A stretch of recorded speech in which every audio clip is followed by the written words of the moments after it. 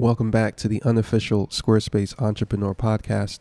My name is Omari Harabin, and if this is your first time listening, this show is all about building a business on Squarespace, especially businesses that serve the users of Squarespace.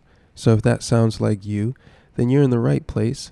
Today we're talking with Corinne Cuozzo of the brand Entrepreneurship and the Intention to Empire Squarespace website template collection. Corinne's going to share with us her unique approach to supporting business owners, blending powerful strategy with effective systems to help mission-based entrepreneurs thrive. Without any further ado, let's jump into the show.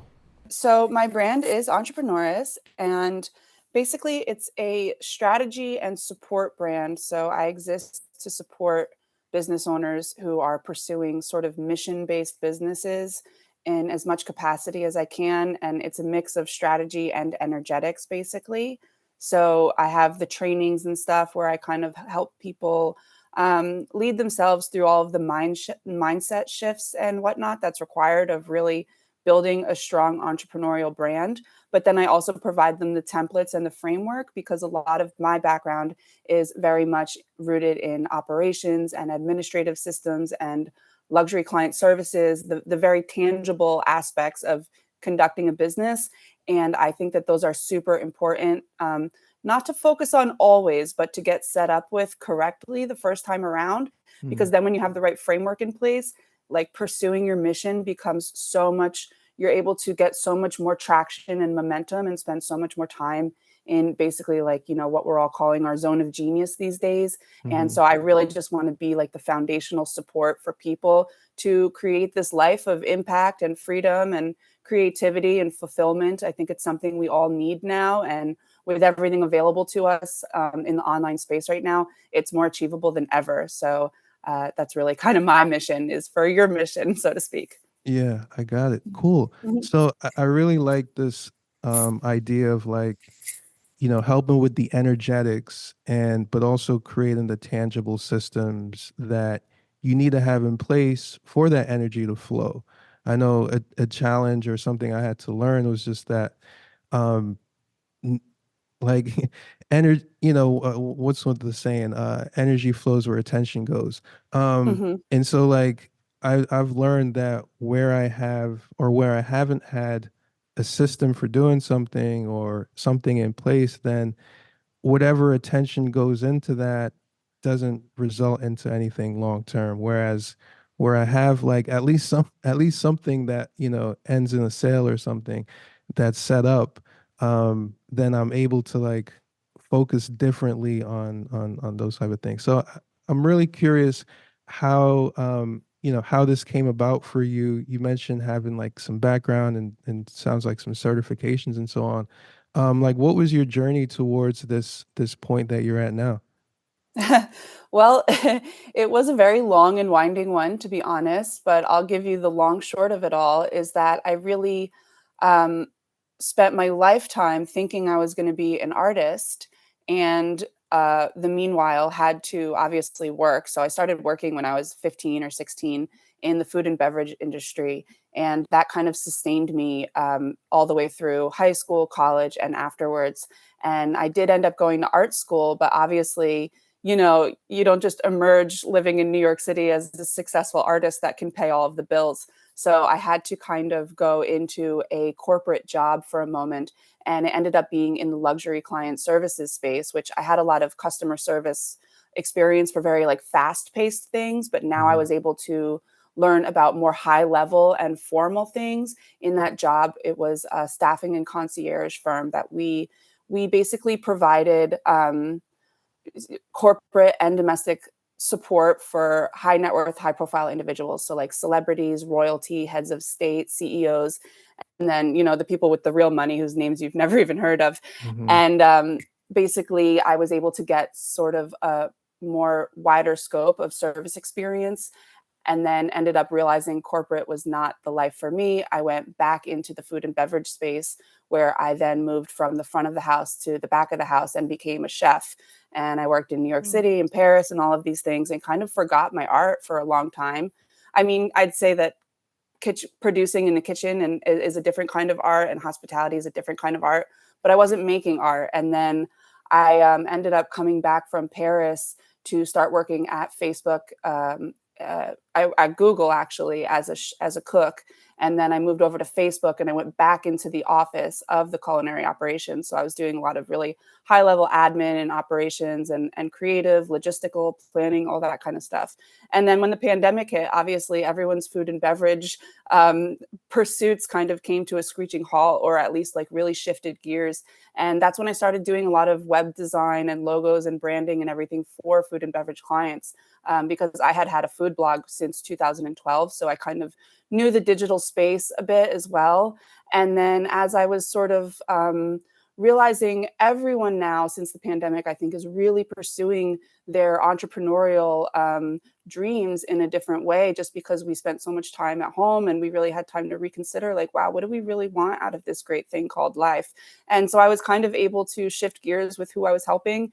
And now all of that experience, and this is something I really want people to know, is I really could have said, oh, am I lost? Have I not figured it out yet? And it's like, well, no, I was building my unique skill set. So now I have service, creativity, and operations, and I'm able to basically intersect all of those things to then create something which is totally unique, which is the Squarespace templates that I've created, which not only are just something that look good, but something that's like really high functioning and going to help people be able to like operate efficiently, and just provide like a totally unique kind of support. So like this is really interesting to me because if I was listening to this, right, and I had never like seen your work, I would be very intrigued as to what I would find. And but also it would set a frame for me of like, okay, so whatever I'm gonna get, I know it's not just gonna be, without some certain kind of thought, right? Mhm. That's going to be natural to you from your experiences.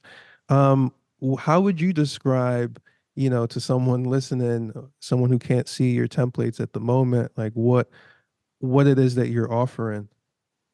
Sure. That's a great question, because it's honestly like nailing down my messaging is definitely still been the biggest, let's say, opportunity for improvement in my business, because it learning how to do one thing, learning how to do is one thing, but how to sell and explain is entirely another. And I would just say that, to make a long story short, the way that you set up your foundation, your home, is going to like greatly influence the ability of how comfortably you're able to live inside of it and decorate it and all of those things. Templates are basically like a framework and a foundation for you to then go and get creative and decorate at your business and welcome whoever you want inside of it and everything like that. So it's very foundational and framework, Hmm. with the intent of it being like, set this up once, because this isn't where your focus needs to be all the time. Your focus is on all the bigger fish you have to fry in your business. So like, let me just support you effectively right here, right now, so you can kind of move on to the next thing that actually matters. Tell me a little bit about your art. So like, is it visual, like what is your art? And then how is that now interwoven in your Squarespace work? Sure. My art, I did begin with a lot of photography and painting. Painting, I kind of just keep for myself as like an outlet, but my photography experience has definitely woven its way into my work, because I think that like one of the biggest things that someone building a website, especially in a DIY setting, um, might find to be like a challenge, is the imagery on a website, right? Mhm. So I try to provide a lot of guidance in that front, where inside my tutorials, I kind of walk you through like a whole imagery module where I'm like, here's how to do everything. And then in my membership upgrade, I have like a strategy and support upgrade that people can join. I have basically like an image library, which is like hundreds of categorized images that you can use for like site decor and your background imagery and stuff, because we think something's going to look good on the screen, and there's such subtle nuances that determine whether it will or won't look good. So I figured, rather than trying to like spend a million years teaching everyone exactly how to do that, I'm like, let me just provide you with some amazing free commercially licensed stock imagery that Mhm. it's already like pre-approved and you can just slap right on there. So I think that that's like definitely a big part of it. And then I really try to encourage people to, without going out of control, really have some fun with colors and branding and typography. And so I really spend a lot of time on helping people with the creative portion. And then, of course, making it like super simple to implement in the templates. Like it's all just like a one click endeavor. It's not like people need to be an artist or know how to code or like do anything crazy to achieve these effects. Yeah. Mm. How have you been enjoying, this transition in terms of lifestyle or just, business, working for yourself and moving from one industry to another? I've been enjoying so many parts of it, but I would be full of it if I didn't say it's also the hardest thing I've ever had to do. I Yeah. mean, meeting yourself in moments of transition is so dysregulating sometimes because we don't know what's coming next. And I mean, entrepreneurship is like 90% guesswork. Sometimes it feels like, you know what I mean? You can have Hmm. all the strategy in place, but really what it comes down to is personal power. You know, who am I going to show up and be every single day, especially when I don't have these external markers of success yet, which sometimes, Hmm. you know, when you're starting a business, you really need to keep it going consistently long enough until you get that traction, where then you can turn around and say, okay, now I'm seeing tangible results for my work. But it's like going to the gym, right, and building a muscle. Like you got to show up every day, and that's hard. And I think it's especially difficult if you don't come from an environment where the people around you are have normalized entrepreneurship, because Hmm. then not only are you doing something that feels outside of the box for you, but you're also trying to move through an environment which may feel limiting or outdated in some ways, where then you need to kind of become this new person, and that takes a lot of work. And that's kind of a big part of my earlier message, where I'm like, just get your strategy and your framework down pat, because there will be larger challenges or opportunities for polishing that come along with building a business. And so you really need to just reserve as much energy as you can to be like, wow, like building the business is one thing, but like becoming the business builder is really, I think, where all the work and all of the magic is at. Yeah. You just mentioned something, conserving energy, and I've been um finishing up a part of my memoir that is the period of time is like before I ventured into this world of entrepreneurship. And so like it's had me, as I'm going back and reflecting, I've very much felt a lot of those feelings viscerally, even though I'm no longer in the same place. And if I were to go back, what I knew that I was stepping out into this unknown where like, it felt like I was jumping off a bridge or something. But I had a very firm belief in the fact that I was taking this particular action.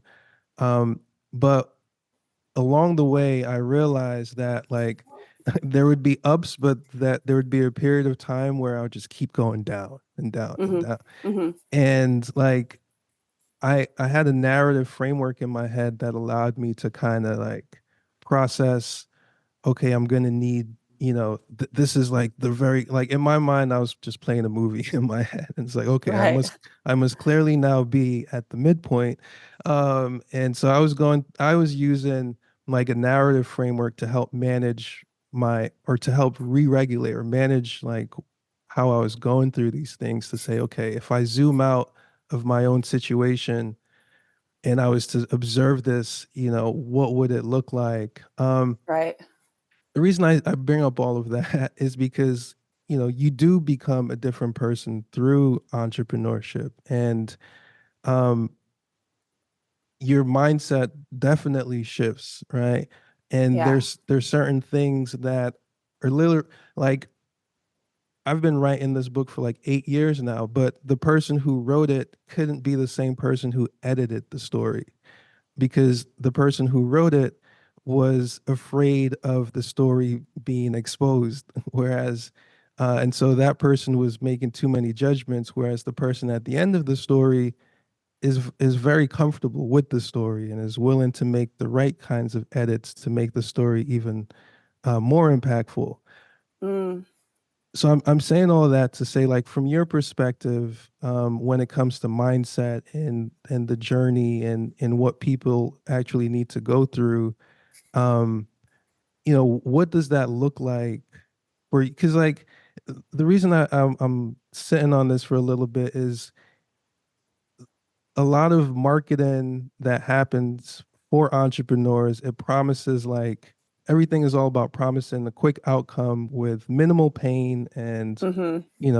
like it's literally a copyrighted formula, state the Hmm. outcome, the problem without this pain and with um but in reality there's certain pains that are like you have to go through in order to actually get that outcome.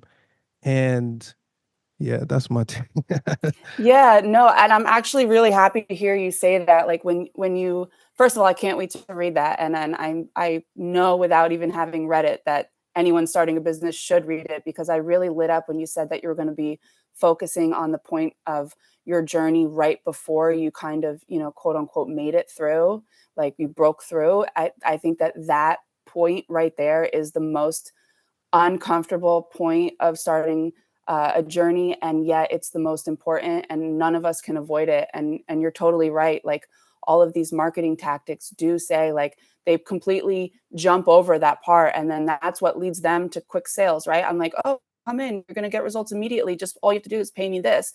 People are, but when you do something with authenticity and integrity and longevity and all that stuff, it really is that portion right there where you're like, wow, I'm writing this story and I need to continue moving forward, even though I have so many blanks that are still being waiting to be filled in.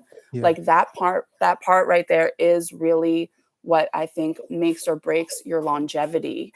And nothing is make or break immediately. Like we're always iterating and coming back and working through things and continuing to double down on our progress. But it's like if you want to pretty much guarantee longevity, you have to be willing to kind of face that initial most difficult moment.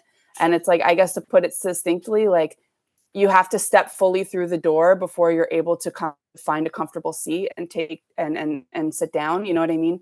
And Mhm. so actually, like, you're right, that one part right there, of which no one wants to talk about, is what determines so much of your conviction in your mindset and in how far you're able to go and how long you're able to sustain yourself, especially when you don't have those external measures of success yet. And I think that right now the marketing space is becoming a bit cheapened, and I think that right some of the message, like, don't focus on pain points, focus on the results, but people are like, but now I have these pain points and no one's speaking to them, so like Yeah. who's going to openly speak about that? So I'm very happy to hear that you are one of those people. Yeah, I mean, it took me 10 years to become one. Um, Right.